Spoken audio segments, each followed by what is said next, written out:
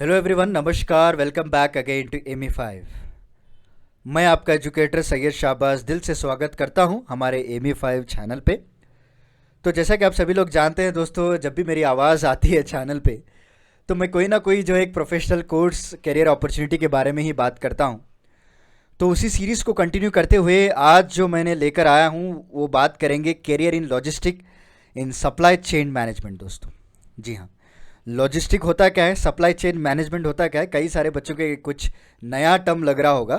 तो उसमें आप किस तरह से अपने करियर अपॉर्चुनिटीज़ को आगे बढ़ा सकते हैं, क्या क्या कोर्सेस एंड एडमिशन्स है, सारा कुछ मैं इस लेक्चर में आपको बताने वाला हूं। तो चलिए शुरू करते हैं। शुरू करने से पहले एक छोटा सा रिक्वेस्ट है कि आप हमारे चैनल को प्लीज़ लाइक, शेयर और सब्सक्राइब कर दीजिएगा, ताकि जितने भी इंपॉर्टेंट वीडियोस हैं वो नोटिफिकेशन आपको टाइम टू टाइम मिलता रहेगा दोस्तों। तो चलिए शुरुआत करते हैं with the basic definition.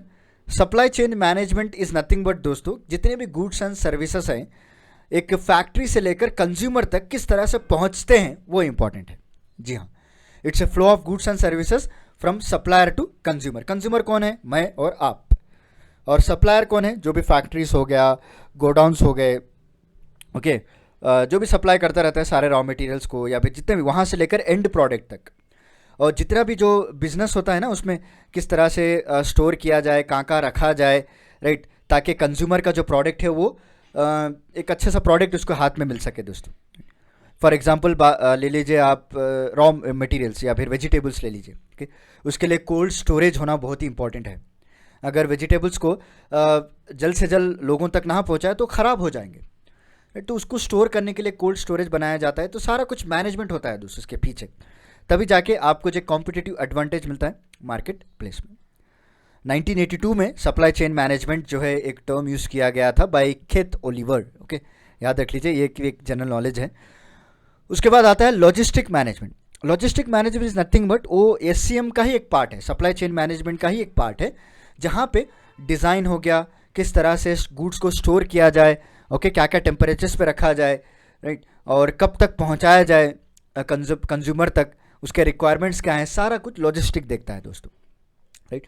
Logistic का मतलब ये भी आप कह सकते हैं कि movements of goods, okay, transportation भी इसी के अंदर आ जाता है लॉजिस्टिक मैनेजमेंट में ही। क्लियर? तो यहाँ पे अभी कोर्सेस एंड ड्यूरेशंस की बात करें, देखिए यहाँ पे कई तरह के कोर्सेस हैं। जैसे डिप्लोमा कोर्स की बात करें तो advance diploma in logistic and shipping हो गया, advance diploma in logistic management हो गया दोस्तों, advance diploma in supply chain management, और post graduate diploma in logistic and supply chain management, and post graduate diploma in materials and logistic management. ये सारे जो अब मैंने बताए हैं वो डिप्लोमा कोर्सेस हैं। उसके बाद बैचलर कोर्सेज की बात करें तो bachelor of supply chain management हो गया, bachelor of commerce in supply chain management, this is also important. Next आता है आपको मास्टर कोर्सेस, जहाँ पे MBA in logistic and supply chain management, MBA in material and logistic management भी कहते हैं दोस्तों। उसके बाद रिक्वायरमेंट्स, क्वालिफिकेशन क्या है, ओके, एलिजिबिलिटी जिसे हम कहते हैं ना दूसरे वीडियोस में। तो अगर आप अंडर ग्रेजुएट कोर्सेज में एडमिशन लेना चाहते हैं तो आपको मिनिमम 10+2 तो क्लियर करना ही पड़ेगा दोस्तों, या फिर आप 3 साल का डिप्लोमा भी कर सकते हैं। जैसे आप कोई बैचलर डिग्री हाथ में है then you can go for post graduate courses, okay. रही बात अभी एडमिशन्स की, कई तरह के ऐसे यूनिवर्सिटीज़ हैं, इंस्टीट्यूशंस हैं जो टाइम टू टाइम अपने एंट्रेंस एग्ज़ाम्स कंडक्ट करवाते रहते हैं। फॉर अगर आप एडमिशन लेना चाहते हैं MBA कोर्सेज पे तो आप जो है कैट एग्ज़ाम हो गया, मैट और मेनी अदर एग्ज़ाम्स हैं, जहाँ पे आप अपने लिख के मेरिट के बेसिस पे आपको सीट्स मिलते हैं। और टॉप कॉलेजेस की बात करें, देखिए Indian institute of management Calcutta, management development institute Gurgaon, Indian institute of material management Mumbai, Indian that is institute of management technology Nagpur, national institute of retail and management Mumbai. दोस्तों ये टॉप कॉलेजेस हैं। इसके अलावा भी कई तरह के कॉलेजेस हैं जो टाइम टू टाइम इस कोर्सेज को ऑफर करते रहते हैं, ऐसा नहीं कि सिर्फ इन्हीं कॉलेजेस में आपको रहेगा। एंड मेन मुद्दे की बात करें जॉब्स एंड करियर की दोस्तों, देखिए logistic and supply chain management के जो प्रोफेशनल्स होते हैं उनका डिमांड बहुत ही ज़्यादा है दोस्तों, not only in India but also in abroad. ज़्यादातर अब्रॉड में और ज़्यादा डिमांड है आपको। जी हाँ, तो यहाँ पे आप कई तरह के as a graduate student you can start as management training, front line supervisor, as a analyst, और आप शिपिंग कंपनीज में, कंस्ट्रक्शन फर्म्स में, एयर ट्रांसपोर्टेशन में, ओके, IT इंडस्ट्रीज में भी काम कर सकते हैं दोस्तों। जॉब प्रोफाइल्स की बात करें, देखिए प्रोजेक्ट मैनेजर हो गया, supply chain manager, material manager, demand planner हो गया, सोर्सिंग मैनेजर, कंसल्टेंट हो गया दोस्तों, और कस्टमर सर्विस मैनेजर। इसके अलावा भी आप लॉजिस्टिक इंजीनियरिंग, लॉजिस्टिक मैनेजर भी बन सकते हैं। इसकी प्रोफाइल से एक्चुअली जब आप जाएंगे किसी फील्ड में काम करने के लिए तो इस प्रोफाइल में आप काम करना होगा। मेजर रिक्रूटर्स की बात करें, L&T हो गया, Anchor Electricals, Biomax, Accenture, Nokia, Toyota, okay, Procter and Gamble.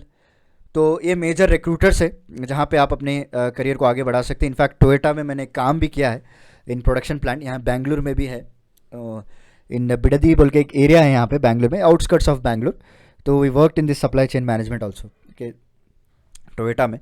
और सैलरी की बात करें दोस्तों, यहाँ पे देखिए, in India supply chain manager can expect an average salary of 8 lakh per year. बहुत अच्छी सैलरी मिलती है यहाँ पे।